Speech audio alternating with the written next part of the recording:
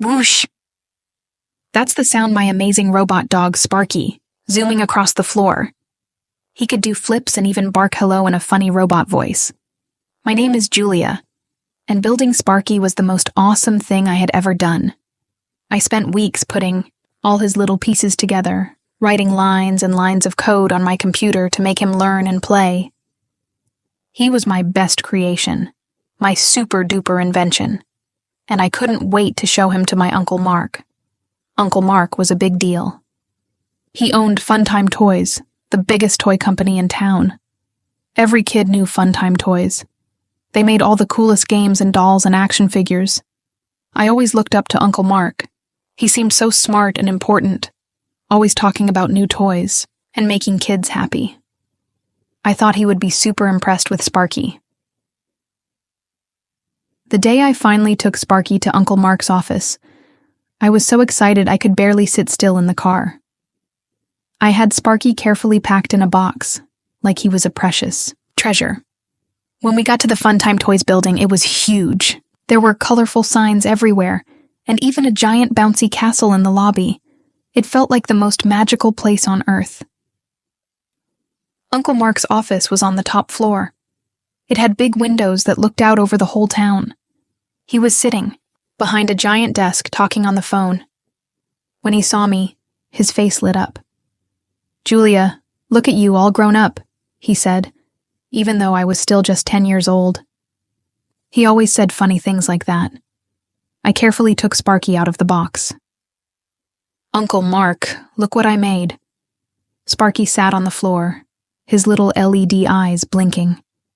I pressed a button on my remote control, and Sparky started to walk around, wagging his tail. Then, he did a perfect backflip. Uncle Mark's eyes got wide. "Wow, Julia, this is incredible," he said, leaning forward. He picked up Sparky and turned him over in his hands, looking at all the wires and tiny motors. "You built this all by yourself?" I puffed out my chest. "Yep. I even wrote all the computer code." Uncle Mark's smile got even bigger. "Julia, you are one smart cookie. This Sparky. This could be huge. We need something like this at Funtime Toys. Something really new and exciting." My heart did a happy little flip, just like Sparky. "Really?" I asked. "Can we work together? Can Sparky be a Funtime toy?" "Absolutely," Uncle Mark said, clapping his hands together. "We'll make Sparky the most popular toy in the world. You and I, Julia, will be a team." I felt like I was floating on a cloud, working with my Uncle Mark, making Sparky a real toy for everyone. It was a dream come true. He even gave me a special Funtime Toys baseball cap, and I wore it all the way home. But then, the next time we went to visit Uncle Mark, things felt a little different. He was talking to some serious-looking people in suits, pointing at Sparky. They were all nodding and writing things down on clipboards. When I tried to talk to Uncle Mark about Sparky, he just smiled and said, "The grown-ups are working on it, sweetie. It's all going to be great." He seemed busy, so I didn't want to bother him. But over the next few weeks, every time I asked about Sparky, he gave me the same answer. "Just be patient, Julia. Big things are happening." I started to feel a little left out. I had made Sparky, but it felt like I wasn't part of the team anymore. I wanted to help, to give my ideas, but no one seemed to be listening. Then came the day Uncle Mark called us to his office again. This time my mom and Dad came with me. Uncle Mark was sitting behind his big desk, and with him was a lady in a very sharp suit. She had a serious face and carried a big briefcase. "Julia," Uncle Mark said, his voice sounding a little too cheerful. "We have some exciting news about Sparky." My heart fluttered. Was it time to start making them? Would I get to see the factory where they would be built? "Sparky is going to be a huge hit," Uncle Mark continued, gesturing to the lady in the suit. "This is Mrs. Stern, our lawyer. She's going to explain some things." Mrs. Stern opened her briefcase and pulled out some papers. She started talking in a very grown-up voice, using words I didn't really understand, like intellectual, property, and licensing agreement. My mom leaned closer and whispered, "She's talking about who owns Sparky, honey." I frowned. "But I own Sparky. I made him." Ms. Stern looked at me with a polite but distant smile. "While you created the initial prototype, Julia, any inventions developed using Funtime Toys resources become the property of Funtime Toys." My stomach did a weird flip. "Resources? What resources?" Uncle Mark jumped in. "Well, we're going to use our factories to build Sparky, our marketing team to sell him, but I came up with the idea all by myself at home," I said, my voice getting a little shaky. "I use my own computer and my own parts." Mrs. Stern held up a piece of paper. "According to this agreement, your parents signed when you first visited. Any ideas shared with Funtime Toys?" My mom gasped. "I don't remember signing anything like that." Uncle Mark looked uncomfortable. He avoided my eyes. "It's standard procedure, Sarah, just protecting the company." I felt a lump forming in my throat. It felt like they were saying, Sparky wasn't really mine anymore. Like someone had taken my favorite toy and said, "Nope, this belongs to me now." Then Uncle Mark did something that made my heart sink even further. He reached into a drawer and pulled out a small box. He handed it to me. Inside was a new video game. It looked kind of cool, but it wasn't Sparky. "Here you go, Julia," Uncle Mark said, trying to sound friendly. "A little thank you for your contribution." "Contribution?" I repeated, feeling a hot tear prick my eye. "I didn't just contribute. I made Sparky." Now, Uncle Mark said, patting my hand like I was a little baby. "We'll take good care of him. You enjoy your game." I didn't want the game. I wanted Sparky. I wanted my invention back.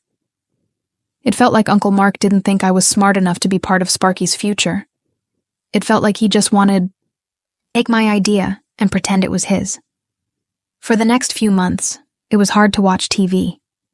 Every time a commercial for Sparky came on, my chest would hurt.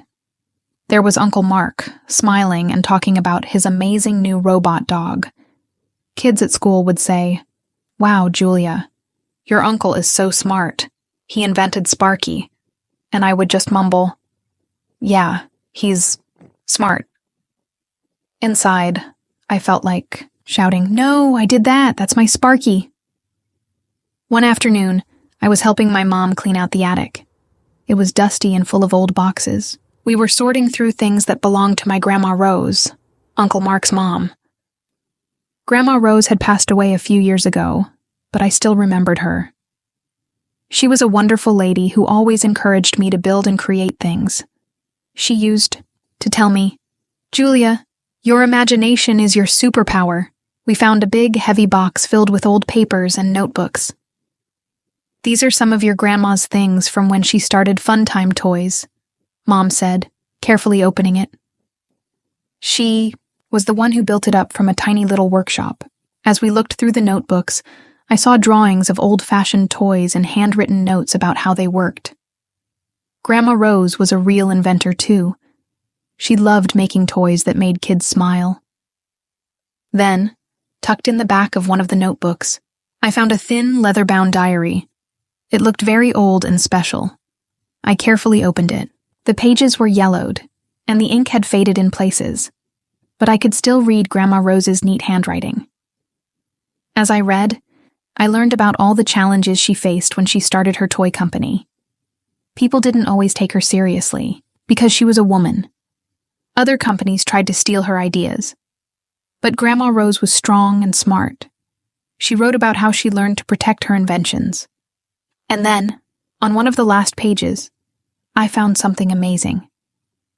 It was a secret. Code! Grandma Rose had written about how she used to hide little signatures or locks in her toy designs and company papers, just in case anyone tried to be sneaky. She said it was like a secret way for her to prove that her ideas were hers. My eyes widened. A secret code. Could Sparky have a secret code too? I had designed him from scratch, line by line of computer code. Maybe, just maybe. That night, after everyone else was asleep, I snuck into my dad's office. He had a much more powerful computer than mine. I plugged in my Sparky and started to look through his programming. It was like a giant puzzle, with thousands of lines of code. It took me hours, but I was determined. I remembered Grandma Rose's diary and her secret codes. I had to find something in Sparky's code that was uniquely mine. And then, I saw it, hidden deep within the program, almost like it was invisible, was a short sequence of numbers and letters that I remembered using when I first started writing the code. It was like my secret signature. It wasn't something that would make Sparky do anything special, but it was definitely mine. It was proof that I had been there, that I had created this. I felt a surge of excitement. Grandma Rose had her secret codes, and now Sparky had mine. Maybe this could help me show everyone that I was the real inventor. The next day, I told my mom about Grandma Rose's diary and the secret code I found in Sparky. She was amazed. "Your grandma was a brilliant woman," she said. "And you're just like her, Julia." We decided we needed help. We talked to a family friend who was a lawyer, someone who knew about inventions and fairness. We showed him Grandma Rose's diary and the secret code in Sparky's programming. He listened carefully and looked very thoughtful. "This could be important," he said. "It shows a pattern of protecting original ideas in your family, and the code in Sparky, it's like a fingerprint." My heart leaped. "Really?" "Yes, really," he said. "And you should be part of making him a success at Funtime Toys. Just like my mother always believed, the people who create the ideas should be respected and involved." Mrs. Stern nodded. "We need to discuss a new agreement. One that recognizes Julia's role as the inventor and ensures she is fairly compensated and involved in Sparky's development." Wow! It was like a dream come true again. But this time, it felt real. I had stood up for myself with the help of my family and the memory of my amazing Grandma Rose. Over the next few weeks, things started to change. Uncle Mark started including me in meetings about Sparky. He asked for my ideas about new features and colors. I even got to visit the toy factory and see the first Sparky robots being made. It was incredible to see my creation come to life on such a big scale. And when Sparky finally hit the stores, the boxes had my name on them, right next to Uncle Mark's and the Funtime Toys logo. Invented by Julia, brought to you by Funtime Toys. It felt so amazing to see my name there. I even got to be in some of the commercials. It was a little scary at first, but it was also really cool to talk about Sparky and how I built him. Kids at school were so excited, and they would ask me all sorts of questions about robotics and inventing. Uncle Mark and I started working together on new robot toys too. He learned that it was important to listen to everyone's ideas, even if they came from a 10-year-old. He said he had forgotten some of the important lessons his mother had taught him about fairness and creativity. It wasn't always easy. There were still times when Uncle Mark would try to take over or make decisions without asking me. But now, I felt like I had a voice. I could say, "Hey, remember I invented this?" And he would usually listen. I learned a really important lesson through all of this. It's not fair when someone tries to take credit for your hard work and your ideas. It can make you feel small and unimportant, but you have to be brave and stand up for yourself. Sometimes, the people who came before you, like my Grandma Rose, can leave behind a legacy of fairness that can help you. And sometimes, your own cleverness and determination can be your greatest strength. So, if you ever create something amazing, something that's truly yours, make sure you protect it. Don't be afraid to speak up and say, "I made this." Because your ideas are valuable, and you deserve to be recognized for them. Just like Sparky was my super-duper invention, your creations are special too. And who knows? Maybe one day your ideas will zoom all over the world, just like my robot dog. And you know what? This whole experience, even though it was tough at times, taught me something really important about families too. Sometimes, even people who are supposed to care about you, like an uncle, might make mistakes or not see things the right way. It doesn't always mean they're bad people, but it means you still have to stand up for what's right. Uncle Mark and we had some tense moments. There were times when I felt really hurt and angry, but in the end, we found a way to work things out. He learned to respect me and my ideas, and I learned that even grown-ups can sometimes need a little reminder about being fair. It also made me feel even closer to my Grandma Rose. Knowing that she had faced similar challenges and had the foresight to protect her creations made me admire her even more. It felt like she was still looking out for me, even after she was gone. Her secret codes weren't just about protecting toys. They were about protecting the spirit of invention and the rights of the people who brought those ideas to life. Now, when I see other kids creating things, I always encourage them to keep their ideas safe and to speak up if someone tries to take them. I tell them about Sparky and Grandma Rose and how important it is to believe in yourself and your own abilities. And me? Well, I'm still building and inventing. I have a whole notebook full of new robot ideas. And every time I come up with something cool, I think of Grandma Rose and her secret codes.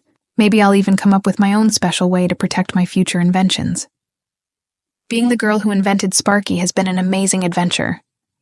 It hasn't always been easy, and there were times when I felt like giving up. But I learned that, even when things seem unfair, you have the power to make your voice heard. You just have to be brave, be smart, and never stop believing in the amazing things you can create. And who knows, maybe your invention will zoom across the world someday. 2. Just like my Sparky. Whoosh!